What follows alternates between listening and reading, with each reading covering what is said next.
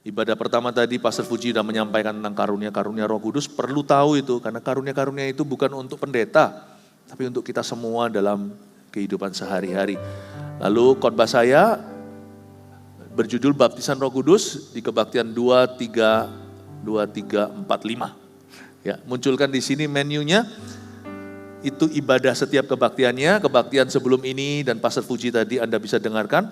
Kebiasaan Mother Church atau gereja pusat kita di Surabaya Barat, selalu kalau ketinggalan salah satu ibadah dicicil minggu itu, satu-satu. Tidak pernah jemaat pusat, jemaat kita di Surabaya itu ketinggalan satu khotbah. Apalagi kalau dikhotbahkan oleh gembala sendiri. Nanti ibadah 6-7 berikutnya Pastor Fuji lanjutkan tentang karunia-karunia. Jadi double blessing ya. Haleluya. Sekarang kita memasuki firman yang saya kasih judul berbahasa roh pada tempatnya. Tahukah karunia bahasa lidah itu karunia yang sangat berguna banget buat kehidupan kita sehari-hari. Itu bukan komat kami tanpa arti. Tapi bahasa rahasia sorgawi. Tujuan kita berbahasa roh itu karena Tuhan mau membangun sesuatu dan hanya Roh Kudus yang tahu. Jadi kalau Anda belum berbahasa lidah jangan tertuduh. Jangan pernah merasa apakah ada yang salah dengan saya. Jangan pikirannya ke situ, jangan ke tuduhan.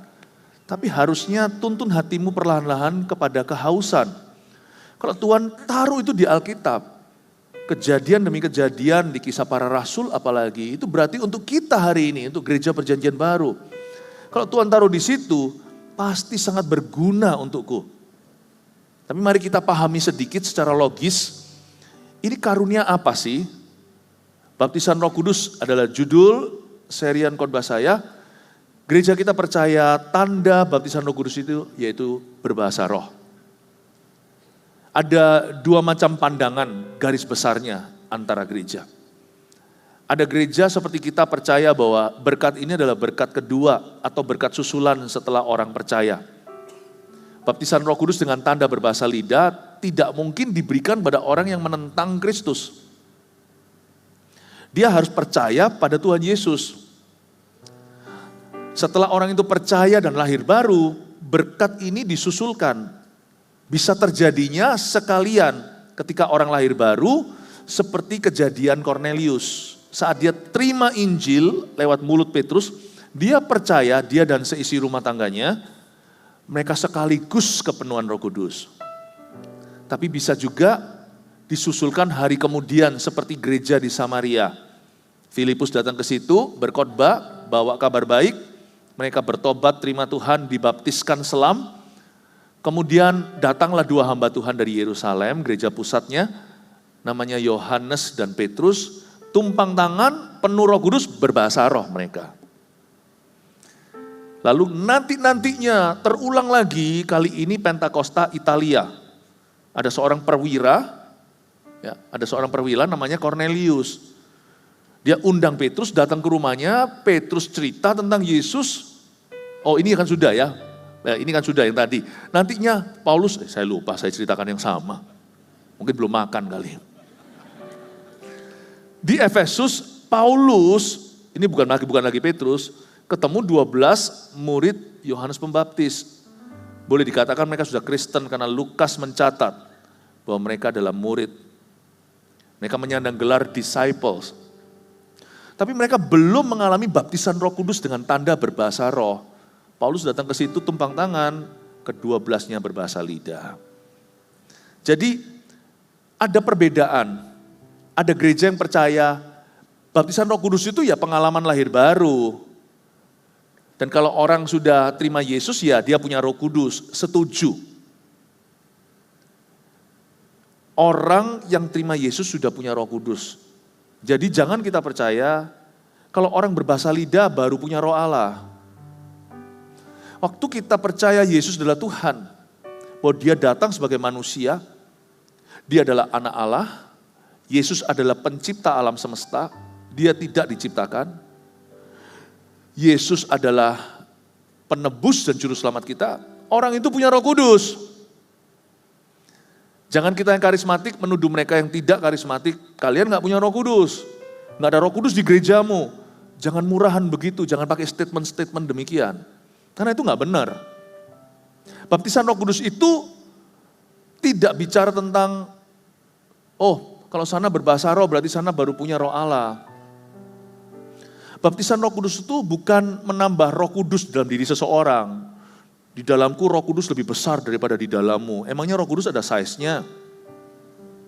Baptisan Roh Kudus itu mengubah kitanya, manusianya, bukan Tuhannya. Yang berubah bukan Roh Allah. Roh Allah tidak dikurang, tidak ditambah. Waktu kita percaya Yesus, dia sudah tinggal di dalam bait suci ini. Dia tinggal di dalam hati. Anak kecil aja tahu, Yesus ada di mana? Di dalam sini. Itu Roh Kudus yang Tuhan berikan. Tapi baptisan Roh Kudus itu mengubah kitanya, itu baptisan kuasa. Jadi perbedaan antara gereja ini tidak mempengaruhi keselamatan. Yang mempengaruhi keselamatan adalah kalau kita percaya Yesusnya beda. Kalau Anda tidak percaya Yesus satu-satunya jalan, Yesus salah satu jalan keselamatan, nah itu celaka. Kalau Anda percaya Yesus diciptakan, Yesus itu bukan Allah, bukan Allah Tritunggal, tidak setara dengan Bapa. Yesus itu pangkat, tapi dia hanyalah malaikat. Wah, berarti fondasi keselamatanmu bermasalah.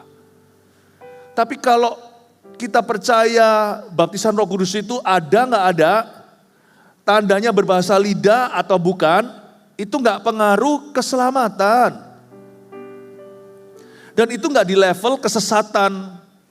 Jadi terlalu berat untuk gereja yang tidak percaya tentang bahasa roh untuk menuduh gereja yang mempraktekannya sebagai umat yang sesat. Terlalu berat. Paham ya? Tapi gereja kita percaya baptisan Roh Kudus adalah the second blessing. Berkat kedua. Seperti yang dialami oleh gereja Samaria, seperti yang dialami juga oleh 12 murid Yohanes Pembaptis di Efesus, dan juga dialami oleh Cornelius. Itu dua blessings atau dua berkat sekaligus. Dia lahir baru sekaligus langsung kepenuhan Roh Kudus. Tidak demikian dengan Samaria, tidak demikian dengan 12 murid Kristen tradisional di Efesus. Itu dua berkat sekaligus terjadi pada saat Cornelius lahir baru dan terima Yesus. Paham ya? Saya muter-muter begini untuk menunjukkan setiap angle jadi jelas. Saya bahas dengan lugas bahwa gereja kita percaya itu sebagai second blessing yang tidak akan terjadi sebelum the first greatest blessing. Berkat terbesar terjadi atas hidupmu, yaitu mujizat terbesar, yakni keselamatan jiwamu. Unless you believe Jesus is Lord, kecuali Anda percaya Yesus adalah Tuhan, Anda nggak bisa terima baptisan Roh Kudus. Dan baptisan Roh Kudus itu baptisan api, bukan baptisan air. Baptisan air itu tetap perlu terjadi. Cornelius setelah berbahasa lidah, Petrus tetap membaptiskannya seperti amanat agung perintahkan. Dalam nama Allah Bapa, Putra, dan Roh Kudus, di dalam nama Yesus mereka dibaptiskan sekeluarga. Jangan kita tabrak-tabrakan. Oh, orang sudah bahasa lidah, nggak perlu baptisan selam lagi. Ya, orang sudah baptis, ngapain baptisan Roh Kudus? Sesat itu. Semua yang dalam kerajaan sorga itu untuk kita. Kalau hati kita haus, kalau kita tidak sombong rohani, kalau kita nggak merasa hebat, merasa bisa, everything that God has given to us, segala sesuatu yang Tuhan berikan pada gereja perjanjian baru, mari kita yakini bahwa kita perlu dan itu berkat yang Tuhan janjikan dalam kehidupan kita. Amin. Dan bahasa roh itu adalah karunia yang luar biasa dahsyat. Luar biasa. Bergunanya itu luar biasa. Mari kita baca dulu ayat, yaitu 1 Korintus 14 ayat 4 dan 5. 2 ayat saja kita baca bersama-sama dalam hitungan ketiga. 1, 2, 3. Siapa yang berkata-kata dengan bahasa roh, ia membangun dirinya sendiri. Tetapi siapa yang bernubuat, ia membangun jemaat. Aku suka supaya kamu semua berkata-kata dengan bahasa roh, tetapi lebih daripada itu, supaya kamu bernubuat. Sebab orang yang bernubuat lebih berharga daripada orang yang berkata-kata dengan bahasa roh, kecuali kalau orang itu juga menafsirkannya, sehingga jemaat dapat dibangun. Kita baca 2 ayat ini, sekarang saya jelaskan. Pertama-tama Paulus menulis ini pada gereja di Korintus yang suka menyalahgunakan karunia, khususnya karunia berbahasa lidah. Kita harus mengerti konteks 1 Korintus 14. Paulus tidak anti bahasa roh, terbukti di ayat 5 dia katakan, aku suka supaya kamu semua berkata-kata dengan bahasa roh. Jadi dia tidak anti, dia tidak alergi. Dia sendiri mengaku bahwa dirinya berbahasa lidah. Kalau saya ajak Anda melihat satu lagi ayat ini didapatkan di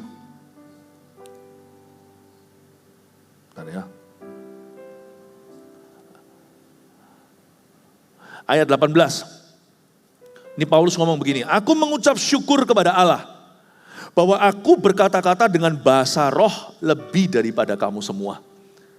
Jadi Paulus adalah seorang yang rajin berbahasa lidah dalam doa. Kalau Anda dan saya mau belajar bahasa roh itu apa? Jangan belajar dari khotbah orang-orang yang anti bahasa lidah. Dan jangan kita pelajari komentar-komentar orang-orang yang tidak berbahasa roh pula. Karena mereka nggak mengerti, karena mereka nggak mengalami. Kalau kita mau belajar penggunaan bahasa roh, kalau kita mau sehat imannya, dan kita menggunakan karunia itu pada tempatnya, belajarlah dari orang yang berkarunia. Tapi sehat akal budinya. Makanya saya berusaha hari Minggu ini menjelaskan kepada kita indahnya karunia berbahasa lidah. Bahkan saya mau menjelaskan kepada Anda supaya Anda dan saya ngerti pemakaiannya yang benar. Saya nggak bisa ajari Anda berbahasa roh karena itu karunia, nggak ada les-lesannya. Nggak ada. Dan nggak bisa ditiru. Anda kalau coba break the code, coba untuk bisa memecah-mecahkan passwordnya, ini maksudnya apa, artinya apa, sebab dilarang Tuhan untuk menerjemahkan bahasa lidah. Makanya bunyinya bukan terjemahan bahasa roh, tapi tafsiran, itu bukan terjemahan. Nanti saya jelaskan, semua yang saya ajarkan ini bukan doktrin belaka, yang saya ajarkan ini berguna untuk kehidupanmu. Saya tidak akan mengajarkan sesuatu sebagai gembala sidangmu, kecuali kalau itu useful for you. Kecuali kalau itu sangat-sangat berfungsi dalam hidupmu. Bahasa roh itu sangat membangun kerohanian Anda. Amat sangat Bapak Ibu Saudara. Sangat berkenaan dengan tuntunan Tuhan di dalam dunia bisnismu. Jikalau Anda seorang Kristen yang spirit filled, yang penuh Roh Kudus. Sangat-sangat kita perlukan untuk kita itu membimbing keluarga kita, suami, istri, anak. Anak muda doakan papa mamanya, supaya Anda jangan terima doang, tapi juga bisa bersyafaat untuk mereka. Siapa bilang imamat rajani itu hanya mami and daddy? Imamat rajani itu juga anak-anak pula. This is a beautiful gift yang jadi gonjang-ganjing, yang jadi perdebatan, disayangkan. Ngapain sih? Ngapain kita itu perang soal bahasa roh, padahal karunia ini sangat perlu loh. Kalau ada orang yang gak mau ya gak apa-apa, gak usah hakimi dia. Tapi kita yang berbahasa lidah juga gak mau dihakimi orang. Ngapain saya takut bahasa roh dalam gereja kalau itu tepat penggunaannya. Gara-gara nanti orang lain akan bilang gereja kita gila. Kalau saya menggunakannya persis pada tempatnya, itu urusan gua, urusan saya dengan Tuhan. Bahasa lidah itu bukan bicara sama manusia kok. Karunia berbahasa roh itu bicara kepada Tuhan. Itu poin saya salah satunya di kebaktian tadi. Saya gak mau dihakimi. Sana gak mau ya gak apa-apa, saya gak menghakimi Anda. Tapi bagi saya karunia ini membangun hidupku. Sangat membangun hidup saya. Kalau kita baca hari ini, kita jadi mengerti bahwa bahasa lidah itu is a gift from our Father. Karunia berbahasa roh itu adalah pemberian Bapak loh. Kisah Para Rasul pasal 1, janji Bapak. Itulah Yesus berkata kamu harus menanti janji Bapak. Lalu Pentakosta. Pentakosta itu janji Bapak loh. Pentakosta itu juga janji Yesus. Yesus berkata, aku akan membaptismu dengan sesuatu yang lain. Yohanes Pembaptis pendahulunya pun menubuatkan. Dia yang datang sesudah aku, membuka tali sepatunya pun aku gak layak. Aku membaptismu dengan air. Para pendeta cuma membaptismu dengan air. Itu pun perintah Allah. Tetapi dia yang datang setelah aku akan membaptismu dalam Roh Kudus dan dalam api. Saya percaya gak ada keisengan pada Tuhan. Ini adalah berkat perjanjian baru. Mari sekarang kita lihat ayat yang keempat. Siapa yang berkata-kata dengan bahasa roh, ia membangun dirinya. Ia membangun dirinya sendiri. Tapi siapa yang bernubuat, ia membangun jemaat. Ayat ini tricky. Seolah-olah Paulus berbicara, kalian jangan berbahasa lidah di gereja. Siapa yang berkata-kata dengan bahasa roh, ia membangun dirinya sendiri. Tapi siapa yang bernubuat, ia membangun jemaat. Asumsi kita ini kan pintar berasumsi. Makanya kalau saya bicara dengan seseorang yang suka asumsi, saya akan berkata, please read carefully between my lines. Coba baca yang teliti, saya ngomong apa dari satu kalimat ke kalimat, jangan kau tambahkan, sisipkan di tengah-tengahnya, apa yang tidak aku katakan. Misalnya seorang wanita yang peka atau sensitif, nggak cuma perempuan, laki juga kok ya. Saya kasih contoh aja ilustrasi. Suaminya bilang, jaga makan sayang, supaya kamu sehat. Kamu bilang aku gemuk. Loh, kapan aku bilang kamu gemuk? Aku cuma bilang jaga makan supaya sehat. Read between the lines. Hati-hati jangan sampai kau percayai dan renungkan apa yang sama sekali tidak aku katakan. Betul ya? Ayat ini Paulus tidak berkata bahwa kita jangan berbahasa roh di gereja. Jadi ini bukan lagi soal penempatan bahasa roh itu di ibadah atau bukan. Tapi lebih kepada fungsinya. Paulus sedang mengacu pada the purpose of speaking in tongues, satu tujuan berbahasa roh. Berbahasa roh di ayat 4, siapa yang berkata-kata dengan bahasa roh, ia membangun dirinya sendiri. It's true. Itulah sebabnya di dalam ibadah seperti ini kita itu korporat. Semuanya uniform atau semuanya itu seragam. Nyanyi pun semua sudah dituntun. Pemimpin pujian pilih berapa lagu praise, berapa lagu worship, lagu cepat, lagu lambat. Kita nyanyinya sama, seragam. Tetap perlu keseragaman itu, robotik tetap harus ada. Tapi satu titik, kita harus mengerti bahwa gereja itu milik Roh Kudus. Bukan milik pemimpin pujiannya, pengkhotbahnya. Gereja itu dua sisi waktu ibadah. Bukan hanya Tuhan ke kita, firman-Nya sama. Anda dengar khotbah ini sekarang streaming di Bekasi juga itu. Tetapi luapan hati kita beda. Ada yang datang sini happy, ada yang sad, ada yang sedih, ada yang barusan berkabung ditinggal suami, belum 1 tahun lagi. Ada satu lagi yang hatinya itu lonely, belum dapat jodoh. Ada yang bermasalah pernikahannya, ada yang bahagia namun banyak khawatir, overthinking. Ada juga yang datang ke sini habis berdosa berapa hari yang lalu. Ada juga di sini yang punya kerinduan, kepingin sekali untuk dipakai Tuhan. Ada yang sedang bergumul mau sekolah di mana. Ada yang sudah tahu sekolah di mana tapi nggak tahu nanti mau kerja di mana. Latar belakangnya beda-beda. Worship tidak bisa mewakili semua orang meskipun lagunya sama.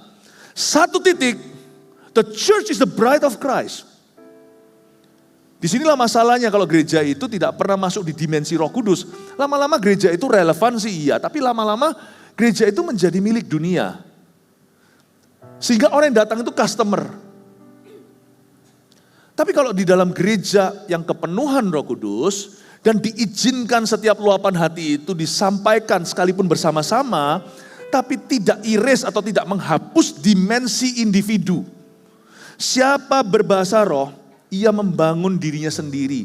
Ada ruang di ibadah kita di GMS ini, agar setiap jemaat datang sama-sama dibangun sih, tapi ada satu titik dalam penyembahan atau dalam doa, masing-masing dibangun secara individu oleh Tuhan antara dia seorang dengan Roh Kudus. That one point dalam worship kita. The church belongs only to the Holy Spirit. Pemimpin pujian sudah tidak menguasai gereja. Yang ada cuman semua dinyanyikan di key yang sama, menggiring saja. Siapa yang berkata-kata dengan bahasa roh, ia membangun dirinya sendiri. Paulus tidak berkata, jangan kau berbahasa lidah di gereja.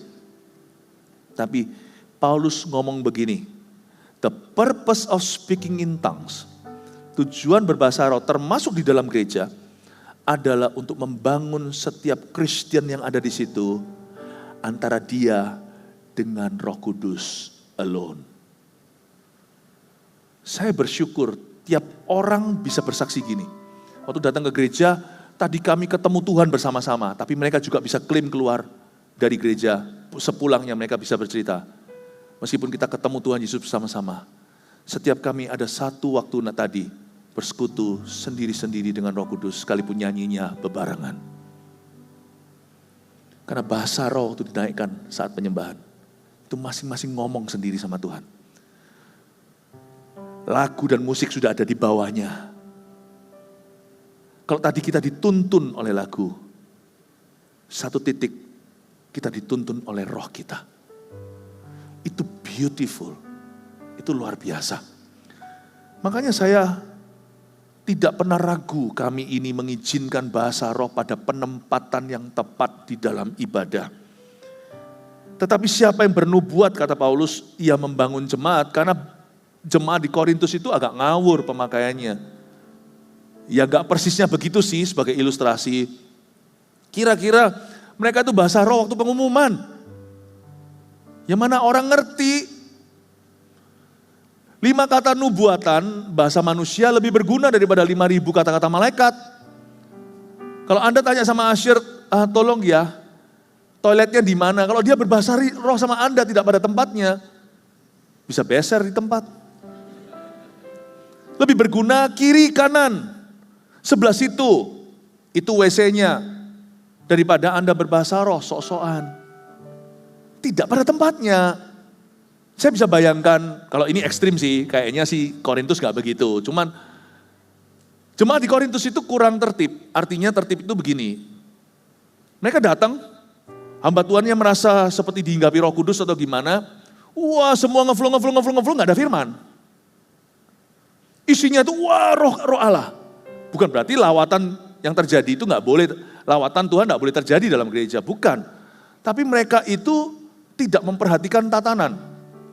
Fungsi tidak diperhatikan. Jadi lawatan-lawatan Tuhan, isinya cuma begitu doang. Tidak ada pembahasan firman. Mereka merasa seperti dipenuhi oleh Roh Kudus, semua orang berapi-api. Gak ada sama sekali penyampaian firman yang jelas. Dan mereka nanti pulang berkata, wow tadi sampai gak ada firman loh. Kami dilawat Roh Kudus gak ada firman. Sekali minggu begitu masih oke sih. Kalau memang Roh Kudus ya, bukan dibuat-buat oleh manusia. Kalau memang Roh Allah melawat, karena hal seperti itu pernah kejadian di beberapa gereja. Tapi kalau mereka terus-menerus begitu setahunan, Paulus mulai tegur. Ini apa-apaan? Lebih baik kamu bernubuat. Sebab siapa yang bernubuat membangun jemaat. Paulus bilang gini, kalian jangan abusive, jangan kalian salah gunakan karunia. Bahasa roh tujuannya bukan untuk sok-sokan, karena di Korintus dulu, mereka seperti orang kaya baru, tapi secara rohani. Mereka terima karunia, mereka mau tunjukkan, dan mereka punya persepsi yang salah, kalau orang yang berbahasa roh itu yang punya Roh Kudus. Yang nggak bahasa lidah itu nggak punya Roh Kudus. Dan mereka juga merasa kalau ini berhubungan dengan status spirituality, status rohani, jadi mereka itu kudu tunjukin sama orang lain gitu loh. Bahwa aku itu sakti, bahasa rohku itu lebih kompleks gitu. Jadi fokusnya bukan berdoa dan menyembah, fokusnya adalah gaya. Karena kalau mereka sakti gimana? Karena mereka dulu kan penyembah berhala tuh Korintus itu. Jadi dukun-dukunan itu udah biasa. Jadi kalau yang berbau mistis gitu, berbau spiritual apalagi supranatural, itu mereka suka yang gitu-gituan. Lalu mereka mulai penyembahan ibadah itu sudah gak ada komunikasi yang jelas. Isinya cuman lawatan-lawatan, kalau gak terjadi pun mereka paksakan. Jadi isinya berbahasa lidah tidak pada tempatnya. Berbahasa roh gak ngerti lagi fungsinya. Bukannya membangun dirinya sendiri, tapi dipakai untuk berlomba, untuk merasa diri lebih hebat. Tapi di dalam gereja kita, bahasa roh pada tempatnya. Mari kita baca ayat 5. Aku suka, kata Paulus, supaya kamu semua berkata-kata dengan bahasa roh. Coba lihat hati Paulus ya. Orang-orang yang menentang bahasa roh dan mengajarkannya, may God bless them, kita jangan pernah membenci siapa-siapa, jangan pernah kita itu marah, tersinggung, gak perlu. Tapi orang-orang yang begitu harusnya membaca ayat-ayat begini. Aku suka, kata Paulus. Kata aku suka dalam bahasa Inggrisnya, I love. Dia pakai kata yang kuat, love. I love seeing people speak in tongues. Wow. Itu the spirit, itulah passion, itulah gairahnya. Lawan kata love itu alergi. Aku alergi deh sama kamu. Gak mungkin I love you. Kalau Anda cinta seseorang, Anda tidak alergi sama orang itu. Anda mau dia selalu ada di situ. Pisah sedih, mau ketemu kembali. Kalau bisa lebih pagi. I love, aku suka supaya kamu semua berkata-kata dengan bahasa roh. Lihat hatinya Paulus. Seringkali pasal 14 dijelaskan dari konteks yang salah. Paulus loh menentang orang bahasa lidah. Mana? Ayat 18 dia berkata, aku mengucap syukur. Dia berkata, I give thanks to God. Bahwa aku berkata-kata dalam bahasa roh lebih daripada kamu semua. Aku ini pengguna bahasa lidah. Karena itu jangan kita pelajari bahasa roh dari orang yang tidak berbahasa roh. Karena dia belum ngerti. Kita saudara seiman aja. Hal-hal lain kita dengarkan, kalau orang itu ngajar tentang karakter, tentang kebenaran-kebenaran yang sifatnya itu sangat betul sekali, dan firman mengajarkan, dengarkan, dia bahasa roh atau enggak. Kalau pengajarannya benar, turuti dia. Amin. Tapi kalau kita mau belajar bahasa roh itu gunanya apa, untuk apa, belajar dari orang yang berbahasa lidah. Tapi juga ada orang-orang yang berbahasa roh, namun ngawur seperti orang-orang Korintus. Karunia-nya sendiri dari Tuhan, tapi cara penggunaannya itu kedagingan. Motivasi orang itu salah, itu yang membuat banyak orang-orang non-karismatik jadi muak sama orang-orang karismatik. Jadi belum apa-apa jadi salah paham sama Roh Kudus. Apalagi kalau gayanya sudah tuduh-tuduh, tuding-tuding, lu orang gak ada Roh Kudus di gerejamu. Waduh, udah jadi hakim, gak boleh begitu. Itu memberi orang the wrong impression atau memberi orang gambaran yang salah tentang orang-orang karismatik. Tapi sebenarnya ngomong-ngomong ya, kenapa ya? Kok orang karismatik lebih busuk kalau jatuh di mata orang? Padahal jatuh itu di semua golongan Kristen ada kejatuhan dalam dosa. Coba bayangkan. Kenapa kok jadi sorotan itu orang karismatik? Karena pada orang yang diberi lebih ya dituntut lebih lah, itu sudah biasa lah. Sebenarnya ya, di sisi gereja karismatik dan gereja yang tradisional sama-sama ada dosa. Siapa bilang orang berbahasa lidah kebal dosa? Bahasa roh tidak mengganti tempat buah-buah roh dalam kehidupan kita. Sekalipun kita berbahasa lidah, kita gak kesurupan roh Allah, kita masih bisa make a choice hari ini saya mau mengampuni atau membenci. Kalau saya menyimpan kesalahan orang lama-lama, saya pun kepahitan. Dan masuklah era setan dalam kehidupan orang-orang yang pahit dengan sesamanya dan menyimpan dendam. Orang yang berbahasa roh juga punya pilihan. Browsing hal-hal yang bagus, yang bisa membantu karir kita, yang bisa buat kita belajar, atau browsingnya pornografi. Tetap bisa milih. Jadi kontaminasi bisa terjadi di kemah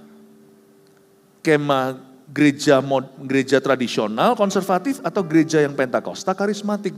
Hanya kalau orang karismatik jatuh, lebih dituduh. Karena kenapa? Karena karisma, kata karisma itu anugerah. Kata karismata itu kasih karunia. Dari kata kasih karunia keluar kata karunia, gifts. Karena orang yang gifted lebih gampang. Orang yang gifted itu lebih gampang dijadikan topik panas. Paham ya? Padahal kiri kanan tetap ada kejatuhan.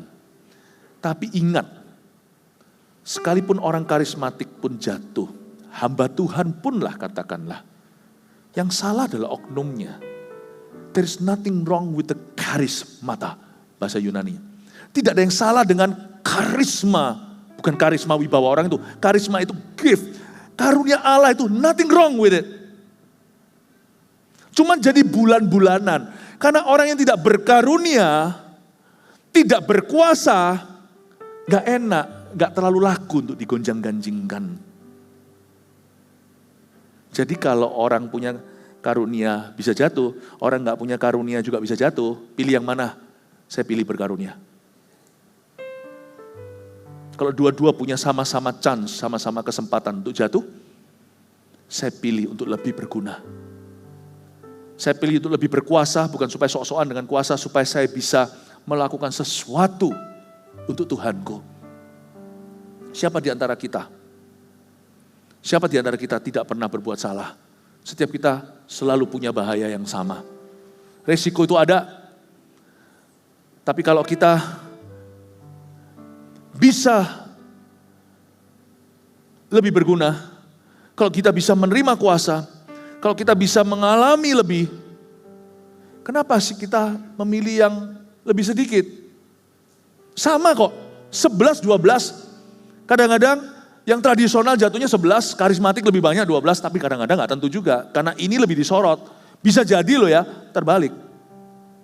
Yang karismatik 11 tapi jadi viral. Tapi yang 12 jatuh, gak diperhatikan penuh. Jangan berpikiran cara manusia. Saya selalu ngomong sama Tuhan, pakailah aku Tuhan. Aku rindu kau penuhi. Sekalipun tetap kita punya resiko sama, aku tetap ambil resiko ini. Pakailah saya. Sebab orang yang terima bahasa roh, baptisan Roh Kudus dengan tanda berbahasa roh ini, kita gak bisa pungkiri, banyak sekali perubahan dalam hidupnya. Minimal ya, kehidupan doanya lain. Kehidupan saksi atau kehidupan bersaksinya beda. Itu kita gak bisa sangkali. Orang yang alami baptisan Roh Kudus dengan tanda berbahasa roh itu berapi-api. Karena memang itu kan baptisan api. Beda banget dia sekarang dengan dulu. Khususnya perkara-perkara rohani. Beda sekali. Kehidupan doanya pun dirombak. Orang ini dulu kalau doa ya begitu-begitu. Sekarang betul-betul seperti ada urapan. Kalau dia bersaksi dulu itu ya pakai logika lah, gimana lah. Tapi pelan-pelan. Tetapi sekarang itu lihat. Seperti ada kuasa. Seperti dia memperoleh keberanian. Bukankah firman berkata begini. Dan kalau kamu menerima Roh Kudus, kamu akan menerima kuasa.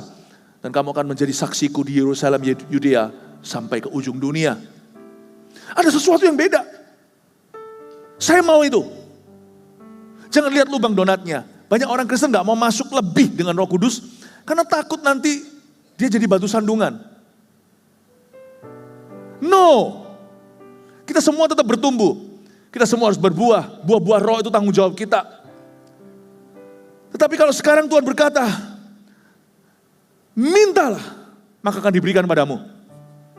Carilah, kamu akan memperolehnya. Ketuklah, pintu akan dibukakan. Mana ada bapak, ayah yang jahat di dunia ini akan memberikan kalajengking pada anaknya kalau minta roti. Lalu perhatikan kalimat berikutnya, Bapa di sorga akan memberikan Roh Kudus kepada barang siapa yang memintanya. Kalau Tuhan berkata, mintalah. Saya jangan sok suci, enggak nanti saya kalau minta itu jadi batu sandungan, saya dikasih kuasa nanti jadi saya enggak tahan. Janganlah sok suci lah. Kalau Tuhan berkata, mintalah, mintalah. Berarti Tuhan merasa itu perlu dalam hidupmu. Sekalipun sudah ada contoh-contoh buruk orang-orang yang pernah membusukkan nama Tuhan. Karena mereka terima kuasa, karunia, lalu hidupnya tetap gak karuan. Lalu habis itu mereka jadi gaya, jadi sombong seperti orang-orang Korintus. Dan menyandung kiri kanan. Tinggal Anda yang memilih mau jadi orang Kristen yang haus dan lapar. Atau orang Kristen yang senantiasa perhatiannya keselokan. Saya jadi karismatik bukan karena saya hebat. Saya jadi karismatik karena saya tahu saya empty. Saya jadi Pentakosta karena saya tahu itu karunia Allah disebut janji Bapa. I want that. Aku mau itu. Soalnya saya berbahasa roh atau gak berbahasa roh. Kedewasaan itu tetap harus kita capai pelan-pelan. Saya mau capai itu dengan kekuatan saya sebagai manusia, atau saya mau capai itu bersama dengan Roh Kudus, aku pilih Roh Kudus. Aku pilih Roh Kudus. Kalau saya bisa masak bareng-bareng dengan papa saya, ya, bukan hanya papa saya ada di rumah, tapi saya di dapur bersama dengan beliau. Atau saya masak sendiri, kalau saya hobi, tanpa ayah saya selalu milih bersama. Saya selalu milih keintiman lebih. Karena itu saya mau karismata. Karena itu saya mau Pentakosta. Bukan karena saya hebat, bukan karena saya kuat, lebih suci, lebih rohani daripada Kristen tradisional. No. Baptisan Roh Kudus bukan keharusan tapi kehausan. Saya ingin dan rindu bersama-sama. Kalau ada keintiman lebih, kenapa saya pilih yang kurang? Jangan kita sok suci, jangan kita sok bisa. Jangan peduli orang lain ngomong apa. Lu fanatik lah, itu karunia sesat lah, saya gak peduli. Kamu gak mau, itu urusanmu. It's okay with me, aku gak hakimi kok. Asal Yesusmu adalah Yesusku, Yesusmu adalah sesuai dengan firman Allah, bukan Yesus rekayasa pikiranmu sendiri dengan teori-teori yang tidak teruji. It's okay bro. Kalau you gak mau, it's okay with me, it's fine by me. Karena ini bukan keharusan, tapi aku haus lebih. Tapi tolong jangan hakimi aku. Tapi kalau mereka tetap menghakimi, tetaplah dikau maju. Jangan pedulikan, gak usah tunggu semua orang memahami. I want you, dear Holy Spirit. I need you, dear Holy Spirit. Saya bahasa roh tiap hari karena saya tahu perencanaan saya sebagai manusia itu ada batas kekuatannya. Tapi orang yang berbahasa lidah mengucapkan hal-hal rahasia. Berbahasa roh tidak membuat saya lebih supranatural. Berbahasa roh membuat saya lebih berserah penuh melampaui logikaku. Bahasa roh untuk orang bodoh? Untuk orang tidak terpelajar? Enggak. Bahasa roh juga untuk orang pintar. Saya enggak bodoh-bodoh banget kok. Saya bisa mikir, bahkan saya berusaha untuk menjelaskan perkara-perkara yang adikodrati, perkara-perkara supranatural dengan logika-logika yang bisa diterima. Bahasa roh itu bukan untuk orang pintar atau orang bodoh. Bahasa roh itu adalah untuk orang yang merendah dan berkata, aku gak bisa. Peganglah tanganku Roh Kudus setiap hari. Ku tak berani jalan sendiri tanpa Roh-Mu. Bawalah diriku kepada segala kebenaran, agar ku tidak tersesat mengikuti jalan-Mu. Saya bersyukur untuk karunia ini, sama seperti Paulus. Aku bersyukur karena aku berbicara dalam bahasa roh lebih daripada kamu sekalian. Tiap pagi saya berbahasa roh. Padahal secara logika, saya gak bodoh-bodoh banget, saya katakan tadi. Saya bisa langsung buat rencana-rencana saya. Semua saya lock, semua saya skakmat, harus terjadi sesuai dengan kehendakku, semua sesuai dengan perencanaanku, seolah-olah saya gak pernah gagal. Tapi saya gak memilih begitu, saya memilih ikuti roh saya. Kerohanian saya merek ini, spirit filled, spirit led, dipenuhi Roh Kudus, dituntun Roh Kudus. Tiap pagi saya berbahasa lidah, karena saya gak tahu. Meskipun rencana saya sudah buat, sebagus-bagus mungkin. Tapi saya berserah penuh sama Roh Kudus. Itu aja perbedaannya. Kalau ada orang yang menghakimi saya karena begitu, menghakimi kita dan berkata, ngapain kamu komat-kamit ngomong apa? Jangan hiraukan. Lu orang mungkin gak butuh, gak apa-apa. But I'm different, I'm weak. I'm not as strong as you are. Jangan ngomongnya sarkas tapi. Tulus saya beritahu sama orang yang menuduh, kenapa kami berbahasa lidah, saya bilang, saya gak sekuat Anda. Saya ngaku di depan Tuhan saya ini bangkrut. Kalau saya tidak dituntun Roh Kudus, peganglah tanganku, ku tak berani jalan sendiri. Kalau kalian bisa hidup tanpa bahasa roh, monggo. I cannot by the way. Karena saya tahu banyak hal di depan saya nggak tahu gimana doakan. Bahasa roh itu bagi orang yang merasa tidak mampu. Kecuali dituntun oleh Roh Allah. Amin Bapak Ibu. Dan kita nggak bisa pungkiri bahwa banyak perubahan terjadi di dalam diri orang yang mengalami baptisan Roh Kudus dengan tanda bahasa roh. Banyak perbedaan yang akan terjadi dalam hidup orang yang rajin berbahasa lidah. Karena Alkitab mengatakan dengan jelas sekali lagi di ayat yang kelima, aku suka supaya kamu semua berkata-kata dengan bahasa roh, tetapi lebih daripada itu supaya kamu bernubuat. Sebab orang yang bernubuat lebih berharga daripada orang yang berkata-kata dengan bahasa roh. Ayat itu sekali lagi sekarang ngerti konteksnya, Paulus menegur Korintus yang ngawur pemakaian bahasa lidah dalam ibadah mereka. Mau tahu nggak tuh, Paulus nulis surat Korintus ini dari satu kota namanya Efesus. Ini Anda bisa tarik benang merahnya ke Kisah Para Rasul pasal 19. Kurang lebih di periode waktu yang sama ketika dia 2 tahun di sana, di Efesus. Paulus menulis Korintus ini. Di Efesus dia bilang sama mereka, lu orang kalian semua butuh Roh Kudus. Lalu Paulus tumpang tangan 12 orang berbahasa lidah. Tapi waktu dia tulis surat, kebutuhannya beda di Korintus. Karena Korintus ngawur soal itu, dia ekstrim mengenai hal itu. Maka Paulus tulis, kalian lebih baik bernubuat deh. Jadi sekarang mengerti ya. Lalu dikatakan di sini, kecuali kalau orang itu juga menafsirkannya, sehingga jemaat dapat dibangun. Saya kasih rangkuman simple, nanti setiap kata kalimat ini saya jelaskan lagi. Berbahasa roh pada tempatnya nomor 1. Kita harus punya hati Paulus dulu, bersukacitalah untuk orang yang berbahasa roh dan hidupnya diubahkan. Kita mesti berbahagia. Seperti Paulus katakan, aku suka supaya kamu semua berkata-kata dengan bahasa roh.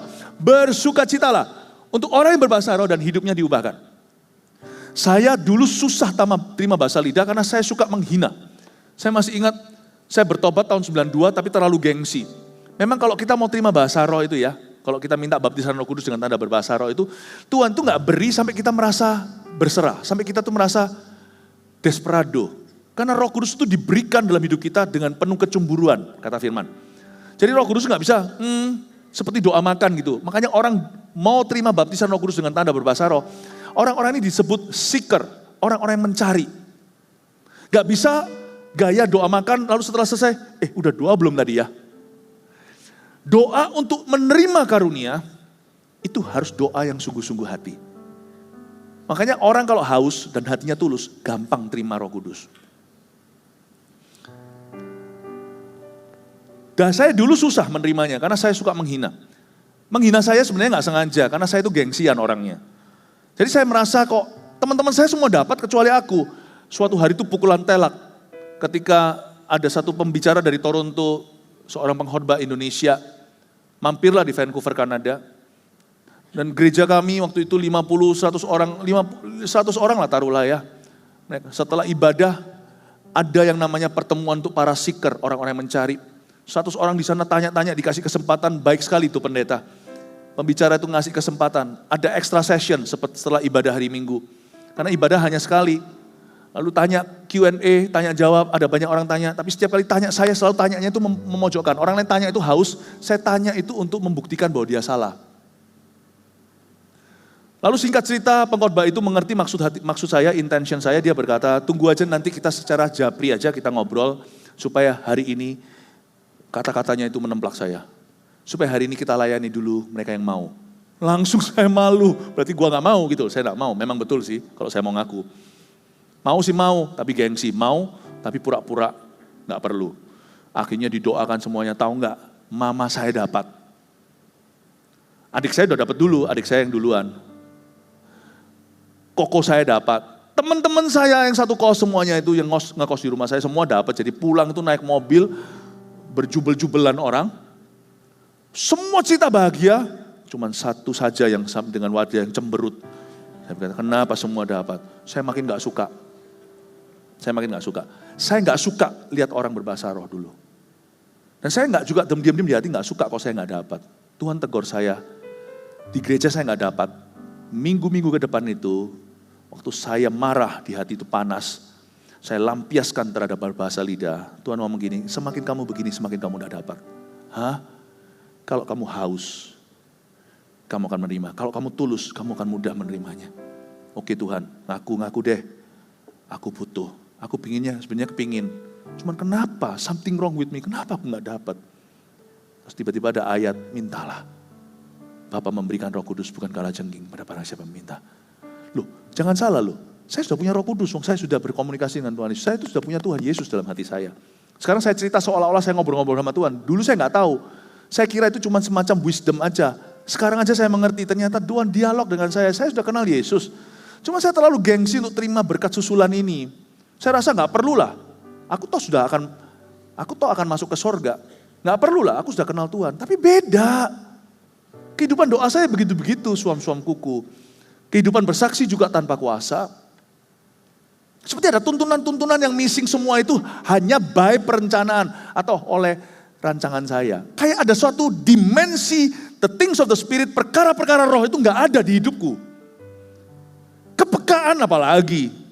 Bukan berarti semua jadi easy, semua jadi mudah, enggak. Tapi ada dimensi yang belum dibuka. Meskipun saya sudah jadi anak Tuhan, ada suatu dimensi rasuli, apostolic dimension seperti kisah para rasul, tidak terjadi di hidup saya. Tidak ada di lembaran-lembaran histori sejarah hidup saya di periode waktu itu. Hauslah saya. Akhirnya saya waktu lagi shower di kamar mandi, saya berkata, Tuhan, I need the Holy Spirit. Saya masih ingat. Tiba-tiba keluar sambar berbahasa lidah. Saya dapat bahasa roh di WC.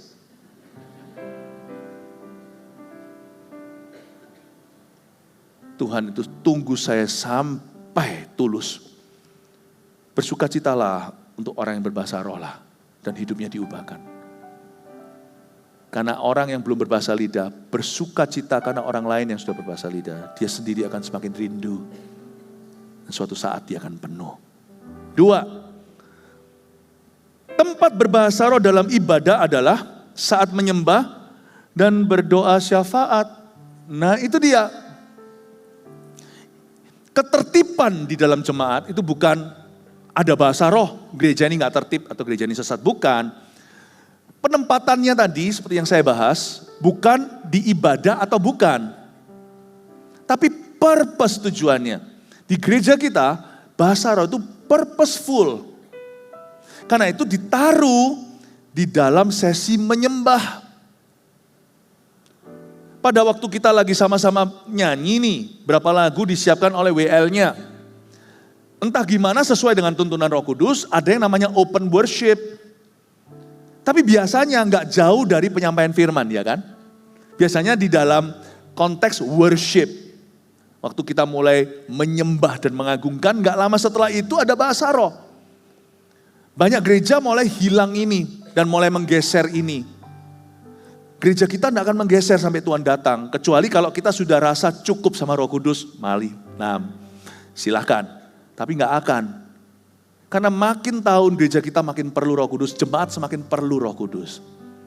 Karena itu penempatannya berbahasa roh pada tempatnya di gereja kita adalah saat menyembah.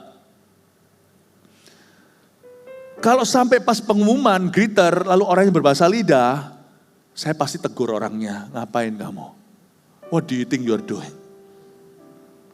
Dan juga saat berdoa, kalau di rooftop gereja pusat kita di Surabaya Barat, bahasa roh itu sekali lagi didengungkan dalam bentuk syafaat ketika kami mengundang siapa yang mau didoakan. Dan waktu itu kan terlibat. Jemaat yang gak maju jadi partner doa. Dan waktu berdoa buat orang di sini 5 atau 50 atau 150 orang atau bahkan 500 orang. Waktu kita berdoa, untung ada Roh Kudus karena kita gak tahu bagaimana harus mendoakan. Sekalipun kalau ada orang yang kita kenal maju ke depan, misalnya orang tua kita atau suami atau istri. Itu pun kita gak tahu lubuk hati. Apalagi strangers yang kita gak kenal. Makanya tempatnya tepat. Bayangin kalau kita hilangkan bahasa roh, doa kita hanyalah make a wish. I wish you're healthy. Kayak orang happy birthday to you, happy birthday to you. Ya make a wish, make a wish. Doa kita itu gak akan mempan. Sedangkan kita tahu ada setan. Setan itu ada di hidup ini. Doa kita itu gak akan sampai mumpuni. Nah kalau kita doanya cuma gitu-gitu doang, itu namanya borong sekaligus. Itu gak kena secara spesifik. Doa itu kan seperti operasi. Doa itu kan seperti kedokteran tetapi ilahi. Itu betul-betul masuk antara sumsum dan sendi. What else? Kita harus berdoa dengan akal budi. Kalau enggak gitu, waktu kita berdoa saya tuntun dalam doa gini, kalau altar call misalnya, kalau enggak ada bahasa roh, kita mau doanya di mana? Untuk semua orang. Dan kalau saya tidak, tentunya harus pakai doa, pakai akal budi supaya tahu kapan beginning, kapan mulai, kapan ending. Kalau enggak gitu, kalau bahasa roh doang, enggak ada doa dalam akal budi, kita enggak punya pegangan. Kita nggak punya kira-kira garis merah atau semacam blueprint doa hari itu secara garis luas dan besarnya itu apa? Harus doa akal budi. Tapi doa yang menjawab kebutuhan orang secara spesifik sampai lubuk hati hanya bahasa lidah. Dan bahasa roh itu dahsyat sekali. Dia adalah kode-kode yang nggak bisa dipecahkan. Jangan kau kira lafalnya cuma itu doang. Itu ya. Passcode. Waktu kita itu bersekutu dengan Tuhan itu passcode. Seperti bahasa Chinese, saya ngerti bahasa Chinese. Tahukah Anda, satu kata itu karakter isinya. Yang tahu bahasa Chinese ya, bahasa kanji karakter. Nan, laki, itu dari Tian, Li. Atasnya itu sawah, bawahnya itu tenaga. Yang namanya pria, itu cangkul sawah dengan tenaga, berkeringat, bawa roti pulang ke rumah. Lu gak kerja, lu bukan laki. Cuman satu kata, nan. Coba kalau saya bilang nan, Anda gak ngerti itu apa? Sedangkan kata nan, nansen, nan, ya. Sama henan, kunnan. Itu beda lagi. Nan yang satu dengan nan yang lain, bingung kan? Nan yang satu itu laki, nan yang satu lagi susah. Ma dan ma itu beda. Ma itu mama, ma itu kuda. Kita nggak bisa pecahkan kode itu, sebab dia terus berubah karena itu kode rahasia. Bukan di lafalnya dan tonasinya, tapi Tuhan dengan kamuflase luar biasa sampai otakmu pun nggak bisa mengkhianati doamu. Itu membuat suatu komunikasi dengan Bapa Sorgawi yang keluar dari rohmu, dan kita nggak bisa pura-pura. Karena kita nggak fokus ke bahasa kita atau fasih lidah. Waktu kita berbahasa lidah, kita nggak peduli kefasihan. Lihat bahasa Indonesia, fasik dan fasih. Orang bule nggak akan ngerti bedanya. Setiap bahasa itu ada triknya. Dan bahasa roh itu nggak ada teorinya. Dimana nggak bisa satu orang ngomong itu dengan ngomong itu sama. Tonasinya beda. Atau bahkan lafalnya sama pun nggak ada arti. Beda, menit kemudian dia pakai lafal itu udah lain lagi itu artinya. Anda pernah nggak buka di safety code, safety box? Tit, 4 kan? 1, 2, 3, 4. Itu waktu Anda tekan 1, kedua, 1 itu udah berubah 7. 1, 2, 3, 4 Anda nggak bisa pecahkan. Itu sudah 7, 2, 3, 4. Waktu Anda buka kedua, 7, 2. 2 itu sudah jadi 5. 3, 4-nya betul. Depannya sudah jadi 7, 5. Paham maksud saya? Nggak pernah Anda bisa pecahkan. Karena bahasa roh itu bukan bahasa. Keintiman dan pergumulan dari dalam rohnya, Roma 8. Dari dalam dirimu, kamu menggumulkan sesuatu dengan keluhan yang tak terucapkan dengan bahasa manusia. Makanya bodoh orang yang mencoba mentertawakan bahasa roh, sedangkan orang yang berdoa bahasa roh itu gak fokus ke bahasanya. Dia fokus ke Yesus dan hatinya itu connect dengan Bapa. Dia menggumulkan sesuatu dan berdoa. Nanti aja di ibadah-ibadah berikutnya saya akan jelaskan apa saja yang kemungkinan kategori arti ketika Anda berbahasa roh dengan suatu pergumulan atau berbahasa roh tanpa pikiran. Itu ada arah-arahnya yang berbeda. Ini bahasa paling canggih yang gak pernah ada dari Menara Babel. Itu gak berasal dari dunia yang berdosa. Itu datang dari tahta Bapa. Glosolalia atau bahasa lidah yang dipulihkan atau diberikan pada saat perjanjian baru Pentakosta, perjanjian lama belum ada. Itu powerful sekali, itu bahasa syafaat. Bahasa syafaat yang sampai Tuhan pun tidak akan mempercayai dagingmu, otakmu, perasaanmu. Sehingga kita pun tidak boleh tahu. Tapi kita mendoakannya. Sehingga kita dipersiapkannya untuk perkara-perkara rohani. Atau perkara-perkara yang sekarang masih tersembunyi bagi kita. Yang akan terjadi di depan kita. Powerful. Powerful sekali. Sehingga orang yang mendoakan bahasa roh itu kan gak mikirin bahasanya. Kalau Anda mikirin bahasanya, coba sekarang tiru Minion. Minion yang modelnya kayak pisang itu loh. Coba tiru, Anda akan susah. Tahukah Anda bahwa Hollywood bikin itu atau Pixar, membuat itu tuh ada tenaga ahlinya. Ada sebagian daripada kata-kata Minion itu kalau Anda perhatikan itu ada bahasa Indonesianya. Ada. Dia nggak bisa cuman gitu, itu semuanya sudah harus ada teksnya. Dia bikin apa Minion satu, Minion lain itu kelihatannya lucu segalanya itu. Nggak bisa. Untuk menciptakan bahasa baru, itu pun suatu rekayasa. Itu perlu satu pakar ahli sama-sama orang-orang yang membuat itu di balik layar animasi tersebut. Untuk menciptakan bahasa-bahasa itu supaya nggak tabrakan. Dan harus pandai, Inggris nggak dapat, Spanish nggak dapat, Chinese nggak dapat, dibuat yang kemana segalanya. Dan waktu Anda berbahasa roh, apakah Anda mikir ngomong apa berikutnya? Kan nggak. Berarti itu bukan keluar dari akal budimu, itu keluar dari rohmu. Sebab dibutuhkan untuk bikin Minion itu aja dibikinkan sekelompok orang-orang untuk membuat animasi itu dan buat bahasa yang lucu. Dan itu pun niru, bahasa Indonesia ada di situ. Ini pulang setelah ini tonton nih Minion sampai ketemu bahasa Indonesia. Makanya itu orang yang meremehkan bahasa roh itu, atau yang mentertawakan itu, dia sendiri yang lucu. Karena bahasa roh gak lucu. Dan orang yang menganggap ini kebodohan, karena dia gak ngerti, Sungguh-sungguh bodoh hatinya. Karena justru bahasa roh itu memang ditujukan supaya tidak dimengerti, tidak bisa dipecahkan kodanya. Ngapain aku bahasa roh, buang-buang waktu, ngomong apa ini? Justru itu tujuannya, barang siapa berbahasa roh, dia berkata-kata kepada Allah. Luar biasa. Jadi tempat bahasa roh dalam ibadah, sekali lagi apa? Adalah saat menyembah dan ketika berdoa syafaat. Waktu altar call berarti seperti itu. Kita berdoa. Jadi satu kalimat itu saya curiga, saya nggak punya buktinya. Bisa saja saya mendoakan satu kalimat.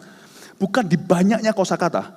Itu saya sudah mewakili 100 orang sana mendoakan spesifik by the power of the Holy Spirit. Bahasa roh adalah bahasa supranatural doa. Bukan berapa jam kau berdoa dalam bahasa roh.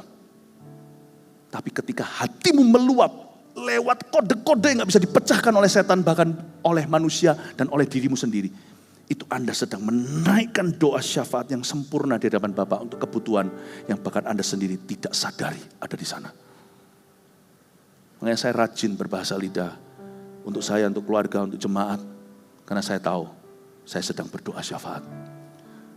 Tempat berbahasa roh dalam ibadah adalah saat menyembah dan saat altar call berdoa syafaat seperti itu. Di gereja kita itu tidak boleh ditiadakan. Karena penempatan bahasa roh bukan lagi antara ibadah atau bukan. Tetapi purpose tujuannya ialah membangun dirinya sendiri dan berdoa syafaat. 3. Kan di sini katakan kecuali kalau orang itu juga menafsirkannya, bukan? 3. Tafsiran bahasa roh terjadi kapan? Dalam tuntunan hidup sehari-hari. Dan saat firman dibagikan. Saat firman dibagikan saya sudah jelaskan. Jadi bedanya apa? Saya mengucap syukur gereja kita adalah gereja yang menyembah Tuhan sebelum dengar khotbah. Karena kalau kita hanya dengar khotbah firman, namun kita punya daging belum totally surrender, roh kita belum betul-betul bersekutu intim dan dekat, maka firman yang kita terima juga bagus. Karena firman itu tidak pernah salah. Dan dia akan menjadi, firman itu bisa menjadi pengetahuan dalam hidup kita. Tapi kalau kita rohnya sudah peka dulu, yang kita terima bukan pengetahuan, saudara. Rema. Yang saya dapatkan ya, ada orang ngomong sama saya seperti ini. Pastor Philip kok bisa ya, baca Alkitab sama dengan saya? Saya baca gak ngerti. Loh, ngerti secara teologi lah, doktrinnya ngerti lah kira-kira itu apa. Tapi kok beda kedalamannya? Bedanya di sini. Saya bergantung dengan Roh Kudus. Firman sama, kita ngerti itu soal pengampunan. Tapi kok kita bisa mendapat kedalaman, kan kita bisa dapat aplikasi yang gak terduga dalam kehidupan kita. Puji Tuhan, gereja kita adalah gereja yang mempraktekkan untuk masuk ke hadirat Allah dulu, berguru dengan Roh Kudus, berserah penuh, lalu ketika firman dibagikan, itu seperti tafsiran. Dari tadi saya khotbah, apakah saya berbahasa lidah? Tidak. Saya menafsirkan penyembahan rohmu tadi dalam suatu kalimat dan kata-kata yang menjadi rema masing-masing berbeda-beda lewat khotbah yang satu. Bukan hanya itu saja, tafsiran bahasa roh juga terjadi dalam tuntunan hidup sehari-hari. Bedanya terjemahan dan tafsiran di sini. Kalau terjemahan Bapak Ibu itu baku, I love you, sarang heo, I love you, aku cinta padamu. Aku love, cinta, you, kamu. Itu terjemahan, itu baku. Webster pun ada. Kamus bahasa Indonesia. Tetapi kalau yang disebut dengan tafsiran itu beda. Tafsiran. Ketika kita berbahasa roh, sebenarnya Tuhan sedang mengupload sesuatu dalam diri kita. Meskipun kita belum tahu semuanya. Mengupload sesuatu dalam spirit kita. Dan kita mendownload sesuatu untuk nanti, kita nggak tahu. Ketika kita berbahasa roh, tafsiran itu akan terjadi. Jadi saya heran, kalau saya berbahasa roh pagi hari, seharian itu tuntunannya beda. Daripada kalau saya langsung bangun tidur, terus mandi, langsung kerja, saya skip doa. Saya skip yang namanya persekutuan intim dengan Roh Kudus dan baca firman dari Rema. Maka hari itu ngos-ngosan saya. Tetapi ketika saya dituntun Roh Kudus dari pagi, lidahku beri, bukankah lidah kata Yakobus itu nahkoda, kiri kanan itu dari lidah. Lidahku itu sudah mengetuk sorga, kaki pun ikut seluruh kapalnya. Aneh sekali, sepanjang hari itu saya ketemu masalah itu gak heran. Seperti spirit filled penuh Roh Kudus, waktu saya ketemu masalah itu kayaknya saya sudah dapat solusinya tadi pagi. Benar. Seperti apa ya? Masalah sedih sih sedih, kena masalah juga tetap akan ada dampaknya. Namun demikian, seharian itu bahkan bisa lumber 2-3 hari. Bahasa roh itu tafsirannya continue. Tafsiran bahasa roh, saya bahasa roh hari ini menabung, besok lagi. Itu tafsirannya itu berkesinambungan. Kadang-kadang overlapping. Kadang-kadang 3 hari kemudian saya masih mengalami tafsiran dari bahasa roh saya 3 hari lalu. Plus ada sesuatu yang baru. Makanya orang yang berbahasa lidah disebut penuh. Being so filled. Filled with the anointing. Filled with the leading. Dengan kepemimpinan. Jadi Roh Kudus aneh. Kalau saya ketemu dengan sesuatu, menghadapi sesuatu. Kayak seperti bahasa Prancis, déjà vu. Kalau yang tahu bahasa Prancis maafkan kalau pronunciation saya kurang baik. Kayaknya saya pernah ada perasaan tidak asing menghadapi tantangan itu. Atau menghadapi masalah itu. Kayaknya nggak asing gitu loh. Rasanya saya pernah ketemu you di mana ya? 3 hari lalu waktu saya berbahasa roh. Di-upload di dalam jiwa saya. Saya ketemu orang itu 3 hari kemudian saya langsung tahu inilah orang yang Tuhan kirimkan sebagai jawaban doa. Upload. 3 hari lalu belum ngerti. Ketemu orang itu, download, baru paham. Tafsiran itu bukan terjemahan. Tafsiran itu tuntunan sehari-hari.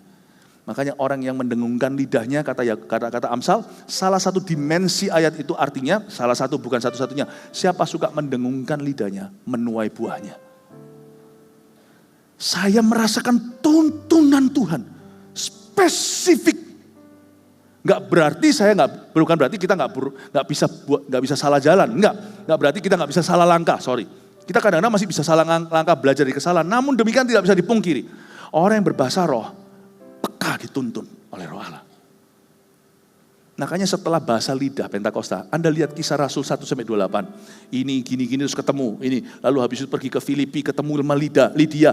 Lalu habis itu melihat orang di Makedonia, dada-dada. Paulus ke sini ke Tesalonika. Lalu kemudian ketemu Timotius di Derbe, ketika di Listra. Lalu Anda coba lihat. Wow. Tafsiran bahasa roh itu bukan terjemahan. Kalau Anda tanya tadi saya bahasa roh, tadi pagi saya ngomong apa? I don't know. Tapi kalau Anda tanya, hidupku sekarang seperti apa? I know. He's leading me. Dia menuntun saya. Tafsiran diberikan. Déjà vu rasanya. Cai nali jian kuoni. Kayak, pernah ketemu di mana ya kamu? Nggak pernah ketemu seumur hidup. Kalau dalam bahasa Chinese-nya, lagu ini ya. Cai mengli jian kuoni. Cai nali jian kuoni. Kalau dalam bahasa Chinese bukan Cai Meng Li, Cai Fang Yan Li, bukan dalam mimpi aku sudah melihat kamu. Tapi dalam bahasa lidahku, kita pernah ketemu. Somehow, bagaimana pun juga saya merasa kayaknya saya pernah mendoakan ini. Kayaknya saya pernah menyinggung kamu di dalam doa. Welcome on board. Mau ditipu pun saya tahu. Kayaknya saya pernah tengking setan ini. Lu jangan coba-coba ya. Cai nali jian guo ni, cai fang yan jian guo ni. Di mana aku pernah ketemu kamu ya? Dalam bahasa rohku, aku pernah ketemu kamu. Jangan coba-coba tipu. Aku tahu. Ada kepekaan, ada tuntunan, ada tafsiran day to day, hari per hari. Amin Bapak Ibu Saudara. 3 poin ini munculkan semuanya. 1, 2, 3. Terdedet. Ya. Difoto silakan. Ya, puji Tuhan ya. Haleluya. Monggo. Berikan tepuk tangan untuk Tuhan Yesus. Mari kita semua bangkit berdiri.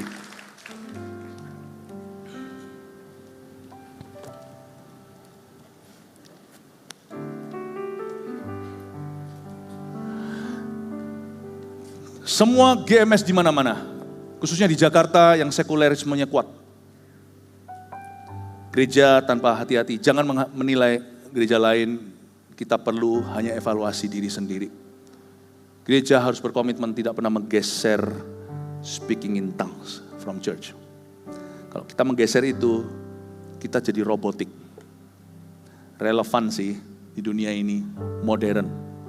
Gereja boleh modern. Gereja tetap harus memelihara kesupranaturalannya. Ada satu dimensi tidak dimiliki oleh dunia dan oleh manusia. When the church speak in tongues, the Holy Spirit owns the church totally. Waktu gereja itu menyembah sama-sama dalam roh, kita mencetuskan bahwa gereja ini supranatural datangnya. Hanya Roh Kudus yang punya. Dan Tuhan akan punya gawe tuntunan dengan setiap jemaatnya satu-satu akan menuntunmu secara spesifik. Bukan karena kita dipersatukan dengan lagu, tapi spirit kita satu-satu di lit up, dinyalakan oleh Tuhan. Aku akan menuntunmu. Aku akan menuntunmu seorang ke jalan yang benar. Seorang lagi Tuhan rasa sudah siap, bukan hanya ke jalan kebenaran, tapi ke rumput hijau, air tenang. Tuhan akan tuntun. Gereja tidak boleh lenyapkan itu. Saya mending kehilangan seluruh jemaat daripada kehilangan Roh Kudus satu. Karena saya tahu hanya Roh Kudus, bukan pengembalaan, yang bisa tuntun hidupmu sampai spesifik masuk ke dalam rumput hijau dan air tenang itu. This church welcomes the Holy Spirit. Amin.